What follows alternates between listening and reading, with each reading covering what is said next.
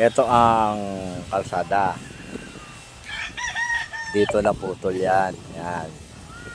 Malapit yan sa lupa ko. Pero yung kalsada na yan, didiretso yan dyan. Nakikita mo yung bahay na yan.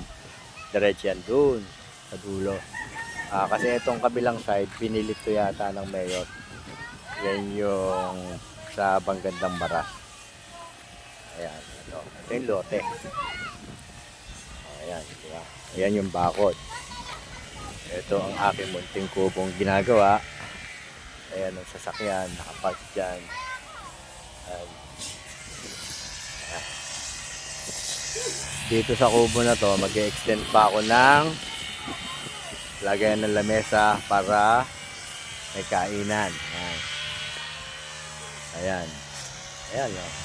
Pinag-grass cutter ko na siya. Ayan, may bakod na rin siya. Ayan yan, grass cutter. Hanggang doon pa yan. Meron pa siyang 600 square meter na gagrinder rin. Ay, gagrass cutter rin. Ayan. Hanggang ngayon, nag-grass cutter pa. Ito, CR yan, CR. Ayan, ang ganda yan. Ayun, yung Banggandang Bara. Ayan. Ayan yung building.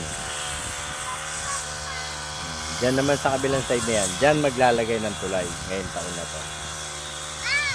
Mga program na yan. Ayan, may tricycle park ng kapitbahay.